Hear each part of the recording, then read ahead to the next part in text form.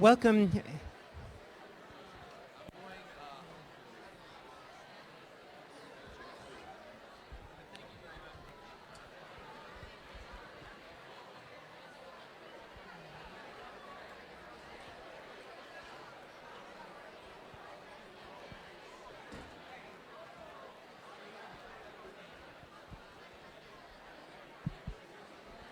Welcome. We'll get started. I'll just begin with a couple of announcements.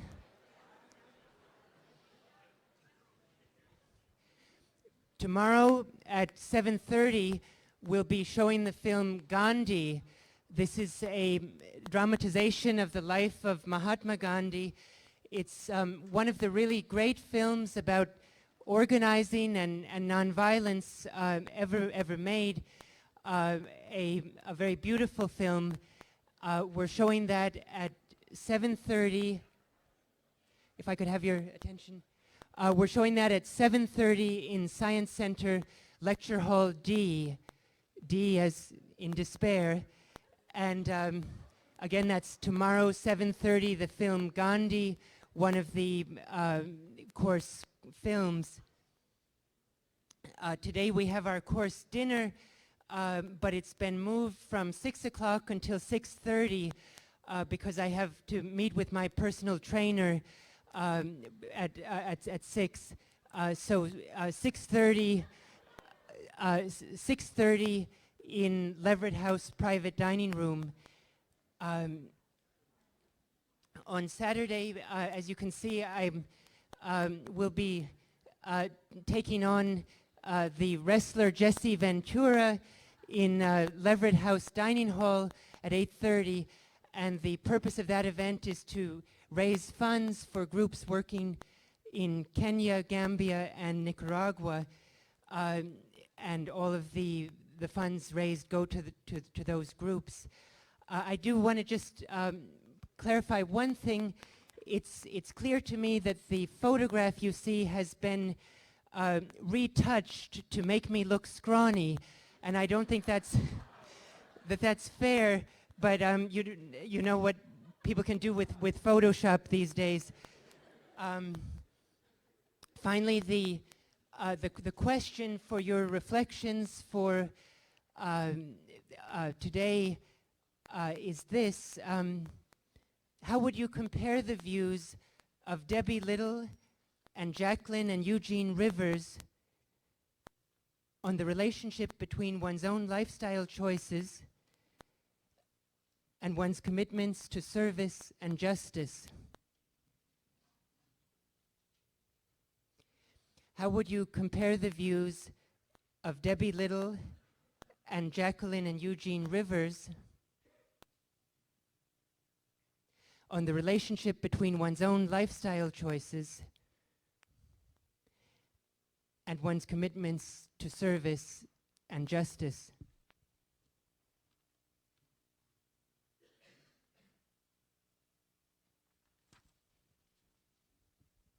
It's a great pleasure to welcome Reverend Debbie Little back to this course. She was with us in 2001 during the first round of personal choice and global transformation.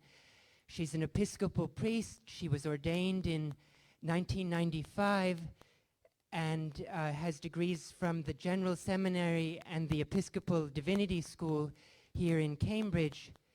She's the author of Home Care for the Dying, but above all, she's known as the founder of Ecclesia Ministries and the Common Cathedral, which together have provided both a community of social support and a community of faith for many thousands of homeless individuals in the greater Boston area. Please join me in welcoming Reverend Debbie Little.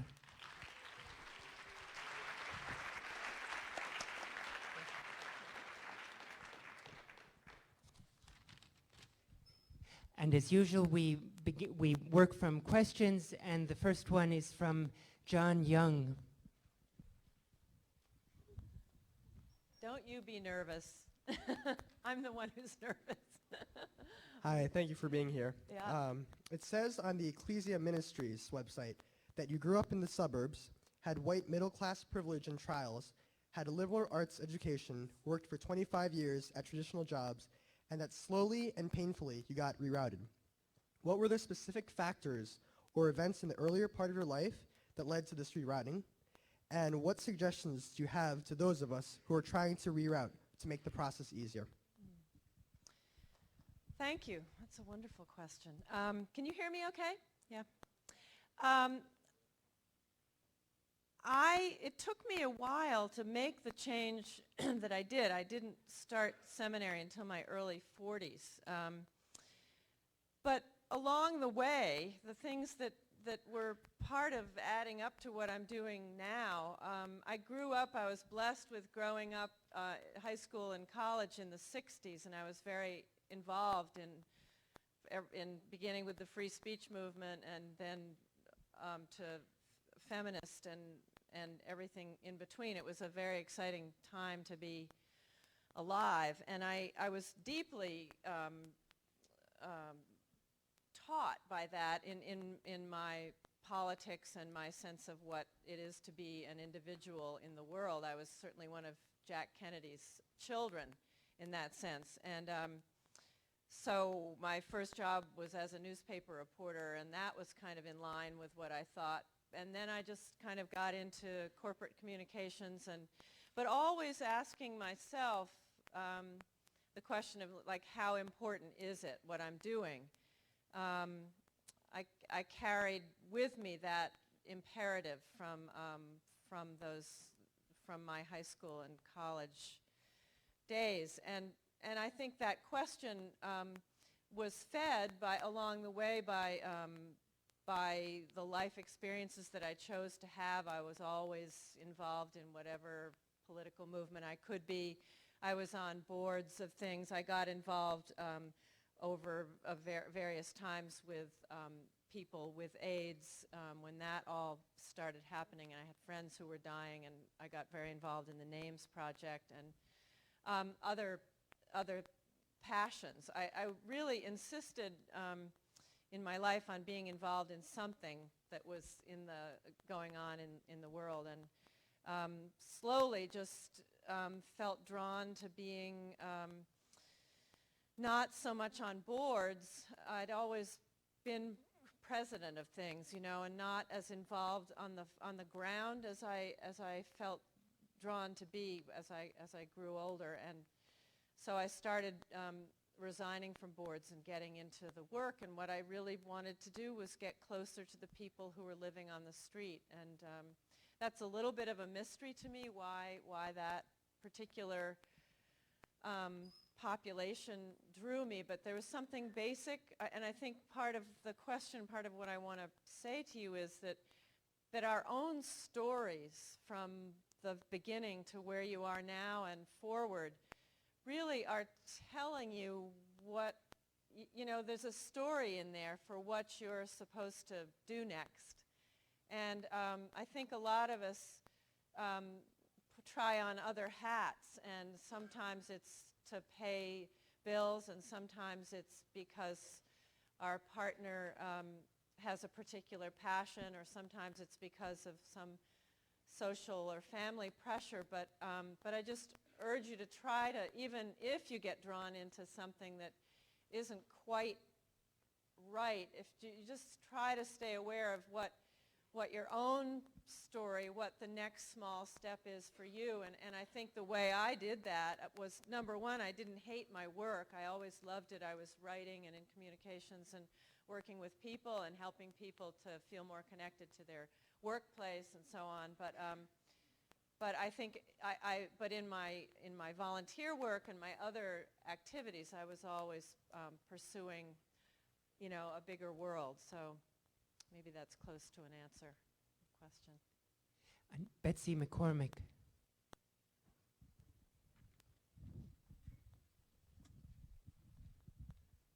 Maybe I should throw in here that I wasn't a particularly churchy person either, and anyone in my life would attest to that.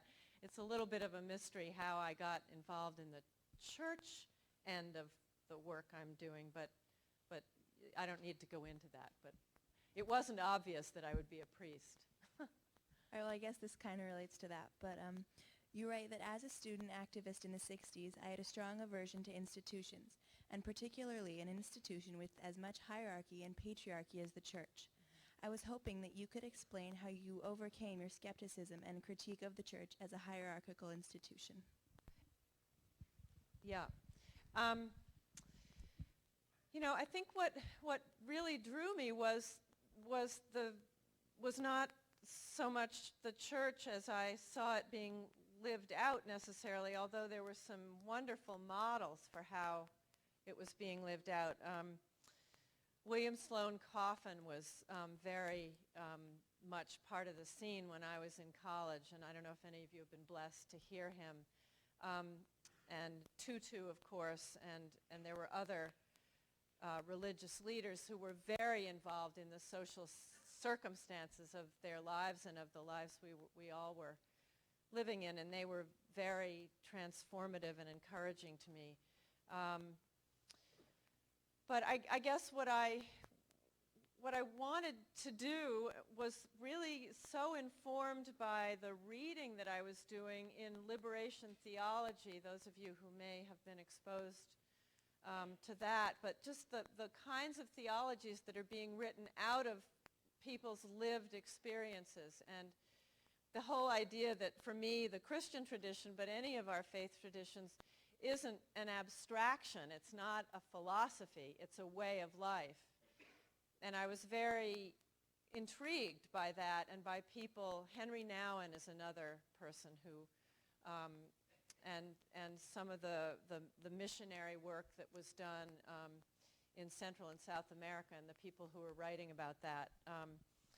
So those the positive things, and I guess this is again another kind of life lesson, it's so easy to get stuck on the negatives and to say, oh, I'm not going to go near a church. And I did that for 10 or 12 years because all those people are hypocrites. It's so easy to come to that conclusion. But to stay with something that, again, something in here says, this is something that I'm curious about or something that draws me. And to appreciate that there are wonderful things happening, maybe even in Washington. That's a tough one for me. But, in all of the institutions, and for me it was the church to break through. And then to say, well, maybe I can stand tall enough to actually be somebody who can inform the church or bring people from the street world to teach the church something, so that maybe I can be part of what I see as the need for transformation in the church. So, Kristen Waller.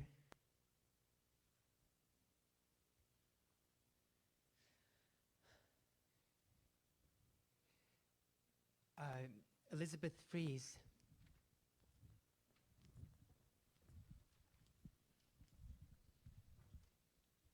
Hi. Hi. A lot of us balk when we're walking through Harvard Square and someone asks us to spare some change, either because we don't think that the little amount we can give will make a difference, or because we fear that they'll use the money for drugs or alcohol. Based on your experiences with the homeless, what would you advise we do when someone asks us to spare a dime? Oh, gee. I guess I should start out by just saying that that's a very tough question, and I think we each have to answer that in our own way, and I've answered it differently at different times. I've done a lot of the things that probably a lot of you do. I've carried quarters. I've just said, no, absolutely no, I'm not going to talk to people. I'm not going to give people money. I've carried sandwiches and energy bars and coupons for Dunkin' Donuts and whatever. Anyway, there are lots of things. I guess the most central thing that I want to say is something that I've learned from people in our community, and I'll quote a man named Billy Costello, who lives in the back seat of his taxi that he drives, and he parks it in a place in South Boston, and that's his home. And Billy said to me once, a couple of years ago, he said, what all these people are, and he waved at the whole congregation of Common Cathedral. He said, we're all orphans. you're running an orphanage here. And then he said, you know, the most painful thing about being homeless is the loneliness.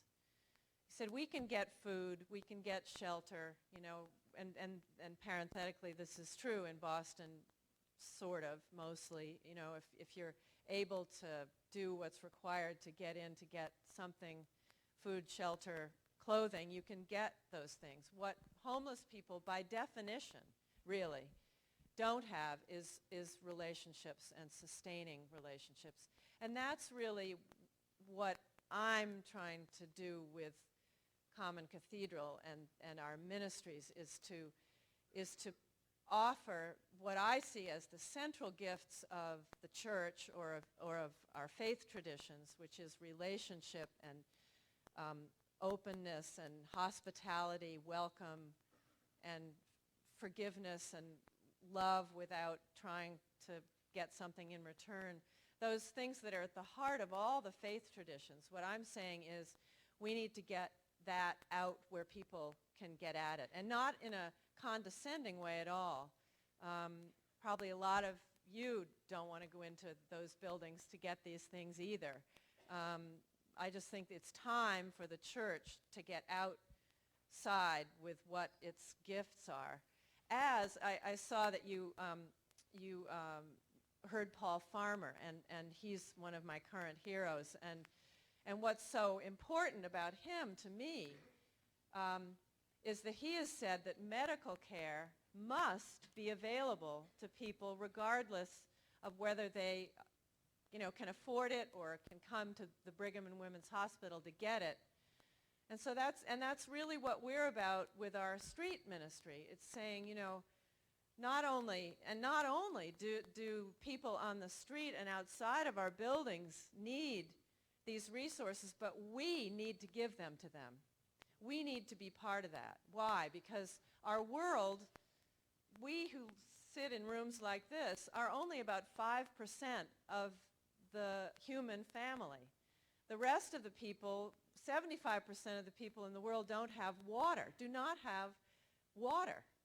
So in order for us to be whole human beings, we need to get out there with whatever our passion is. So I'm getting off on a tangent, but it's sort of an answer to your question. Pete Bryce.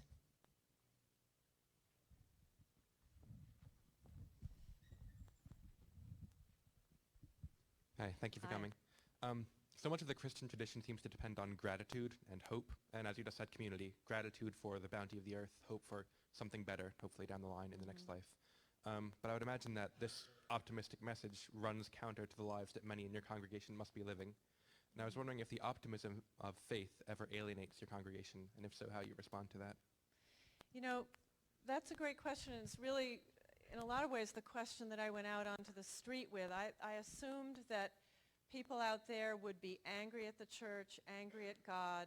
I was afraid to wear a collar because I thought they'd be so mad at the church. Well, just that. And what I discovered, in short, is that people who live outside, who have nothing between them and God, as it were, God, nothing between them and anything, suffering, they, in my experience, and this is not to say that it's a pink cloud out there, but they tend to be more grateful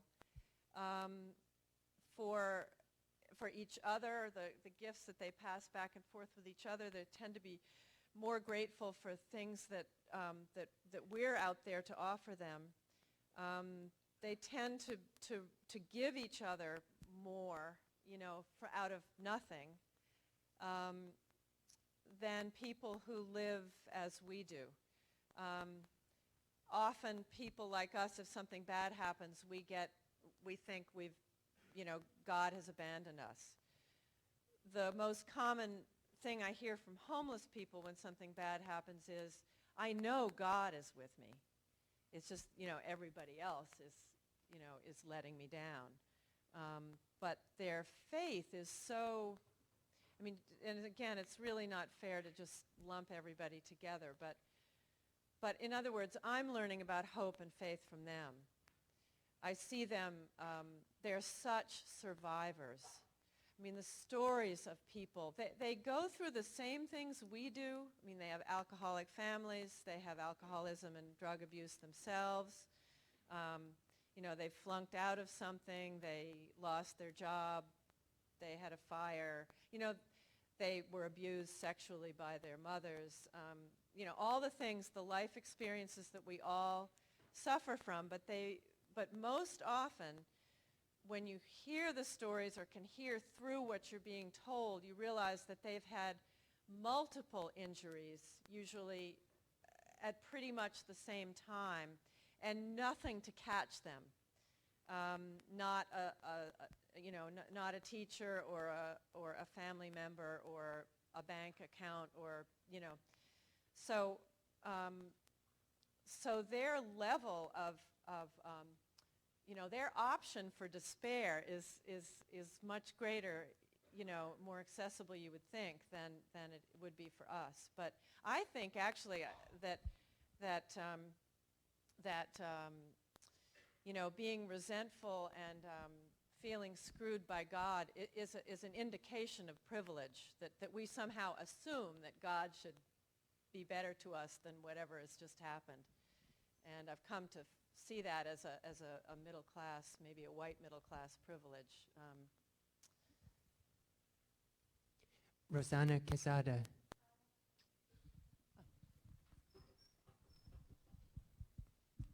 Thanks, Reverend Little. I'm reading this on behalf of a student. As a reverend, what are your views on compassion? Some view it as a responsibility shared by all, but what about those who have never experienced it? Is compassion, therefore, a responsibility to those more able to give it?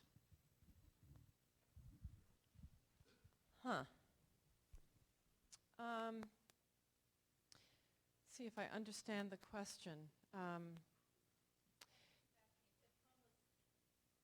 I think she's asking, obviously the homeless have not experienced much compassion probably in their lives. So are they as obligated as, for example, we are as very privileged Harvard students to show compassion or share compassion? I don't think in terms of obligation very much, and in a sense maybe I sort of answered that question with the last question, just with my experience of people and how they live their lives and how they interact with each other.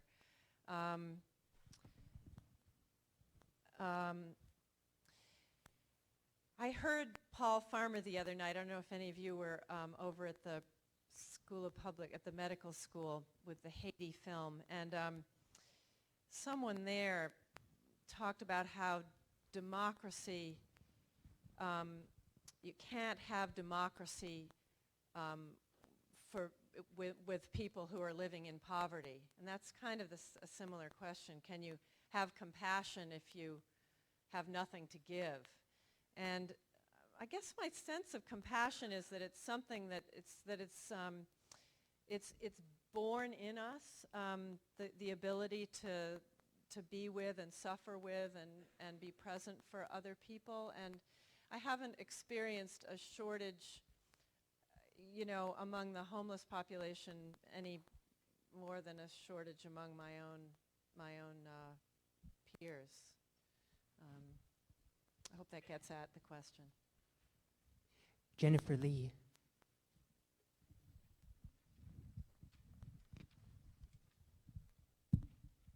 Thanks for coming. It seems that Common Cathedral has the ability to draw almost an ideally diverse group of individuals together, including the homeless, the unemployed, lawyers, and teachers, among others. Why do you think this is so?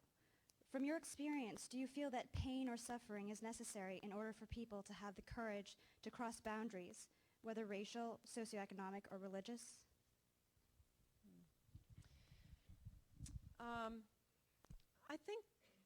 I think, and you can each of you ask yourselves, I have this feeling that most of us, maybe all of us in some ways, want to be helpful with the most desperate problems that we see and are aware of. We want to be useful and helpful.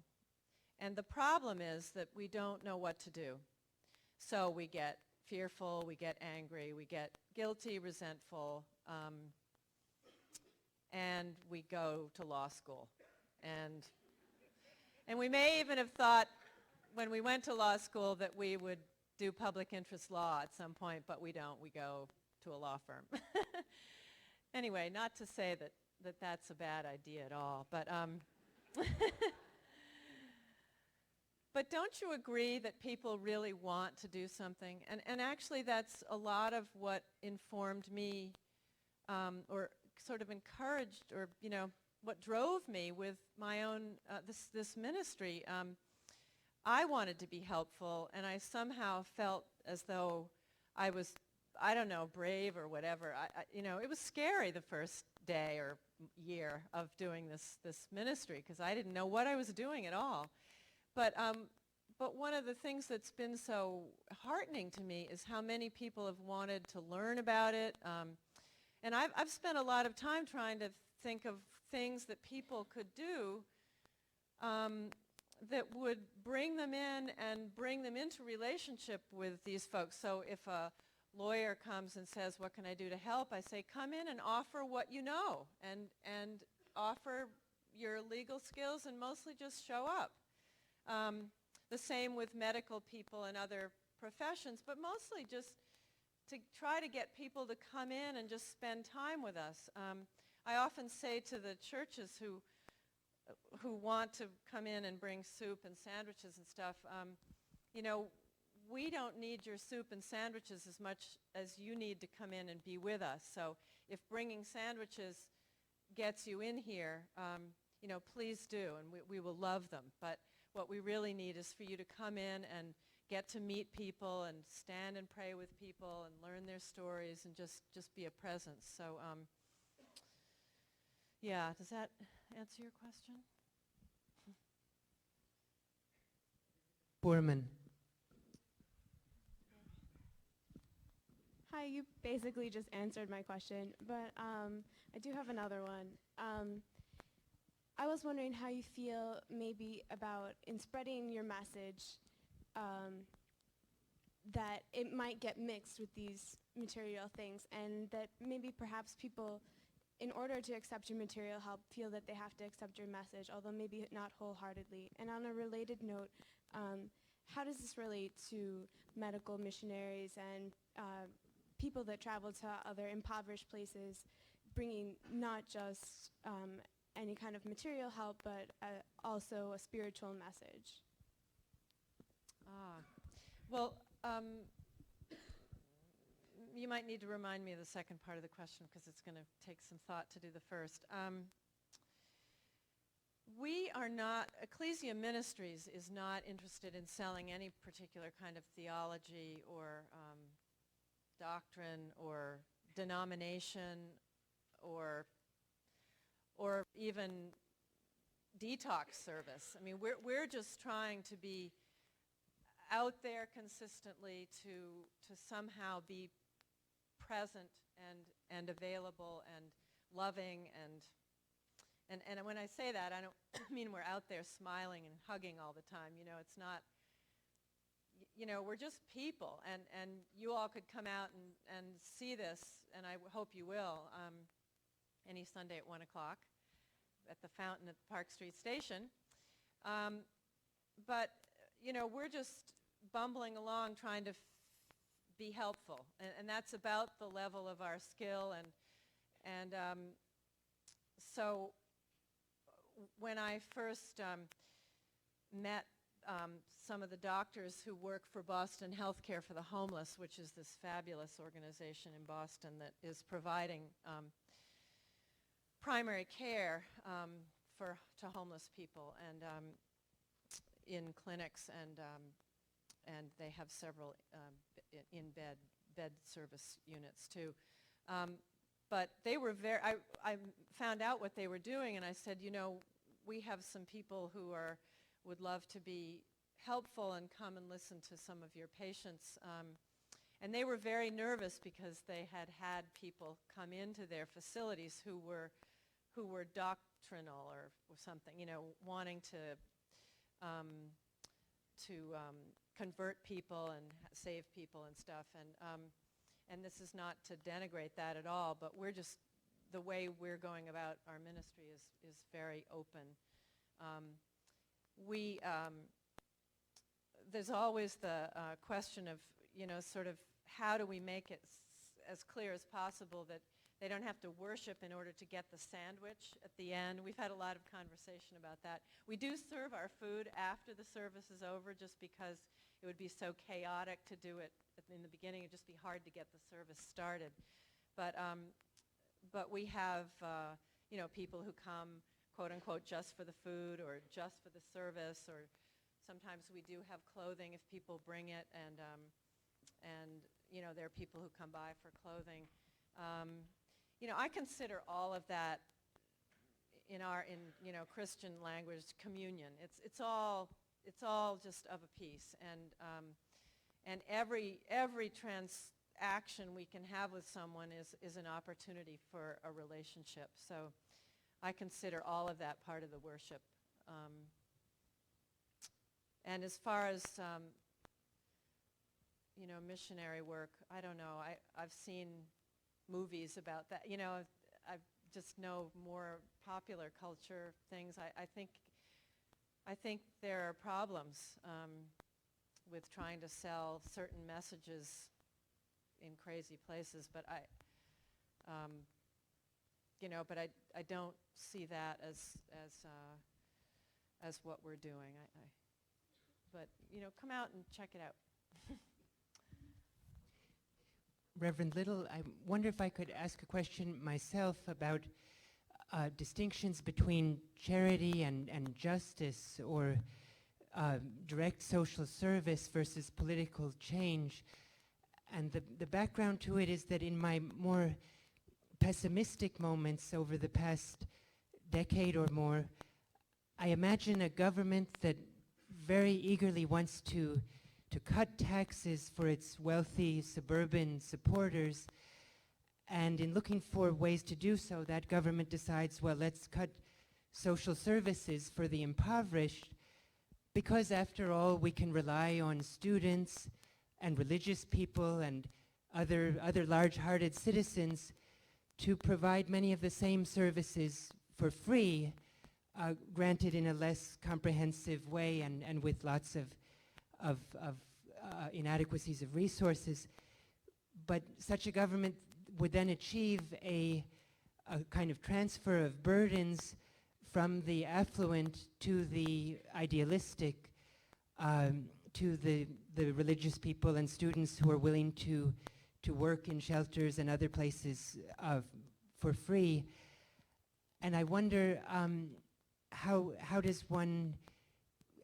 should we sort of face dilemmas of this kind, or what is the relationship between social service work and justice work, if there is a distinction at all? I'm often asked, especially in the beginning, why aren't you up at the State House, or, have you all heard the analogy of, being where the babies are being thrown in upstream rather than pulling them out when they get, downstream? And it's an awful image, but really awful. But I just personally have felt drawn to be downstream. I really think, I know, and I feel passionate about this, there's a place for each of us at every foot of that stream, and that there are people who are, some people are much more able and called to be at the State House and at the level of decision makers, and others, to be providing, to be providers of services. They're obviously of a piece, and we often will, if there's a State House lobby day on issues of homelessness or housing, we will try to get some of the members of our community to come up and testify. We tend to be, fairly outspoken, and we welcome people to stand in the middle of our worship and make a pitch for something that's happening that they want people to come and speak to. There are speakers bureaus and so on in various of the homeless services. The one, Solutions at Work in Cambridge, has a speakers bureau, and we have a number of people in our community who also are used to speaking. You know, quite frankly, and I think this is a serious thing for you all to know and to think about, there is so much work to be done. There's so much, and you have to find where your personal passion is and go for it. And if you're, you know, the best thing you can do is to find a buddy to do it with, or at least somebody who agrees with you, who you love and who accepts you and says you're not crazy. You need to have somebody like that. But there's so much to do, including people who will speak to that kind of question in the homelessness, you know, area. You know, those of us who are at the outreach end, and my community, the people I'm most drawn to are people who just aren't going in for services. They're what are classified as the chronically homeless people. You know, I could spend all day, every day with just a couple of those people. And obviously you can't do that. You have to keep defining I have to keep asking myself, well, what is it that I'm called to do in this situation? Or what can I do? And think in terms of, you know, there are 600 of these people in Boston right now, you know, what can I do? And knowing, and this may be another one of your other questions, Brian and I were talking about this earlier, you know, taking care of yourself in this business, as it is if you're working 14 hours in a law firm, I know, but particularly I think in social services and human services, it's so important to just keep your eye on what you're out there to do, and to know what the limits of that are. So I guess, so it's all of a piece, and we have to pick our thing, I think. Mm-hmm. The floor is open.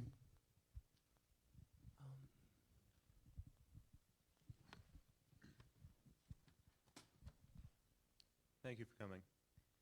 The Common Cathedral allows people of all walks of life to come together and comfort each other through faith. How would you encourage optimism and a community spirit for those who choose not to believe in God?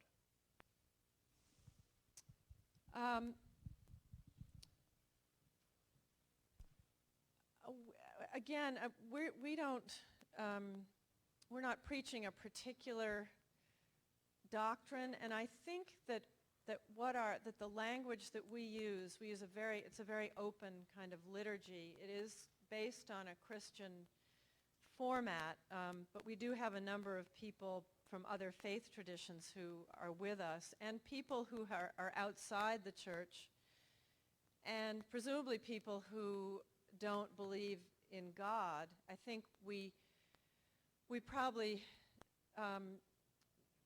do, I mean, not overtly at all, but using depth language, I think is an important part of being in a faith community, and is a kind of a hunger that many of us come to a faith community with. So whether that depth language, you know, aims me in the direction of higher power, or the sense of you know, or the sun and how beautiful it is that day, or God, or some other manifestation, I think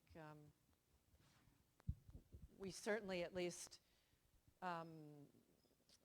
theologically, are open to any expressions, and if anyone expresses them, they have plenty of room to do that in our worship.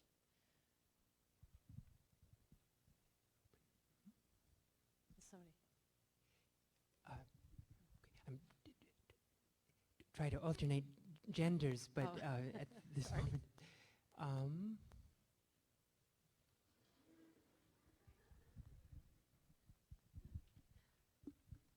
I'll try to keep this as balanced as possible. Essentially, a thing that I've noticed Can you time and put it a again is little that closer so I can hear? yeah, sorry about that.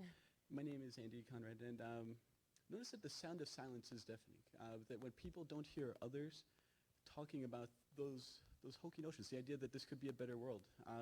They often don't talk up themselves, but when they do, they empower each other. And to some extent, well, that's not a complete solution. Often I've found that when you can see your drop adding up in a bucket, that it's a lot more motivating, that you can see perhaps even where this is going, but at the very least see that you're not alone in doing that. So I'm curious about the buckets and how we can show that there is a big bucket out there. To what extent is the media perhaps a tool for this? Obviously in some ways, but more generally, it seems like change is personal. And you were talking about getting a buddy involved, about making this something that's really a lifestyle thing. To what extent would you say that sharing positive stories can help people to realize that they can integrate this, whatever their passion may be, into their life's work? And Fabulous, yeah. so- Yeah. In fact, I was just speaking at a lunch today and talking about how, if you read the front page of the New York Times today, there was just one seriously bad story after another, ranging from Alzheimer's disease to the war in Iraq. But there are so many wonderful things happening. There are so many wonderful things. And not to be, again, kind of pink cloudy about the world or life or stuff, but I just think we must get more stories out about good things and positive things. I've received a grant from the Ford Foundation to write up our ministry as a model that we can hopefully inspire other cities and places to do, if any of you are interested in helping out with this project.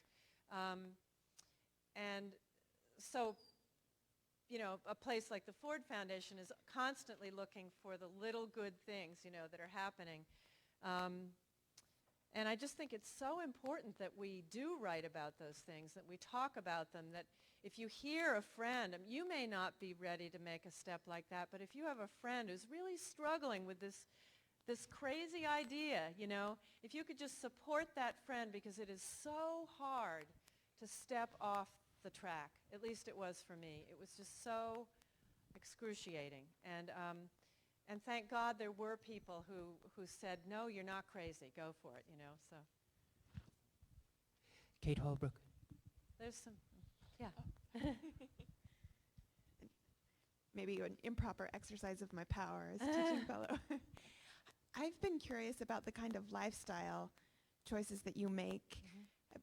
Where do you live? What kind of choices do you make about where to shop for your groceries? What kinds of vacations to take? How has your work with the homeless impacted those very practical questions? Yeah, in the first few years of the ministry, we had me and some other people who were just really gung-ho, and we were all just in this together. It was a very passionate, energetic, white middle class, upper middle class group of people, and we used to have dinner I think every week for a while, at least every couple of weeks, and we'd agonize over the questions that you're asking, because we were all living in other circumstances than the ones that we were working in, and how to make choices, and what did we need to do to be minimally kind of secure ourselves in order to have a place from which to go and come back, so that anyway, so we had a lot of this kind of conversation, and it was just fabulous. And I guess one thing I want to say is that one thing I've had to do, and it doesn't hurt as much as it used to, but it's still painful, and that is to live with my contradictions. And I just want you all to know that don't skip over the contradictions in life, because then you've really missed something. It's not easy to live with the contradictions, but we have them. And, the fact that I had a little savings account that enabled me to pay for my seminary, so I didn't have to pay back the debts of that, so that when I was starting this ministry and I had to raise all the money to pay myself and to do the ministry, at least I wasn't starting from debt. And then a friend gave me a car. And those are all things, and a lot of other things too, that a homeless person, that's why they're not, living the way the way I am. So I think to have some humility and a lot of humility and a lot of just sort of willingness to live with the discomfort is part of it. You know, to be more specific about myself, I don't know, I've never really answered this question before, so I don't know if these things relate, but I haven't eaten meat in about 30 years. Violence to things that have eyes is just impossible to me, and I'm sure that's part of the me that's involved with people on the street. I moved from a place in Cambridge that had a lot of Volvo station wagons to a place that was very mixed. And then someone gave me a sob. And, and then I got married, and my husband and I bought a place that is horrifying. But I can't move out of there yet because he died, and I can't leave it yet. But I will, and I'll go back to something that's... But I've struggled with, should I be living in a Catholic worker-style community, which, as some of you may know, is, you know, really living in the community, where I'm... Well, really living in my community would be in a corner in the Park Street subway tunnel between there and Washington Station, but I'm not going to do that. But I've come to, you know, fairly easily, although it hurt, to realize that in order for me to do this work in a sustained way over years, and I'm in my 10th year now, I need to have a place that's mine, and that is safe, and where I go I have my books and my things, and so it's just not an option for me to live in a group situation in a neighborhood that makes me feel edgy, or I don't know. I just had to do that. In parentheses about this self-care issue, and I just urge you all to, again, you figure that out of your own story, what you need. You know, I have a therapist, I have 2 spiritual directors, I'm in several 12-step programs, which I go to regularly. I've done all kinds of work on my own history from my upbringing, and I have a peer support group, a clergy group that I pray with once a month. I have a lot of things that you know, you're tempted to give them up because you get too busy, but I just urge you to stay with the things that before you got into whatever trouble you go out to get into were sustaining you, and because you need them, you really need them. And yeah, so vacations. I just went to Chiapas for 10 days to be with some people, religious people who are working with indigenous peoples down there. And I do tend to do things. I'm not particularly lighthearted. So I tend to do, you know, I tend to go to serious movies and do serious vacations. I'm actually going to take the last 2 weeks of my sabbatical that I should have finished 2.5 years ago. I'm going to go walk for 3 weeks on the Camino in Spain in another week, which is why I'm wearing these hiking boots, to try to get used to wearing them. But so that's not, you know, going to, you know, the Bahamas and lying on a beach. But anyway, I think, and I am very careful about how I spend my money. I tend to not like spending money, so I think you're all rustling. You must have to go to your next class. Thank Reverend you very much. Debbie Little, for your luminous example of compassion and dedication, we thank you.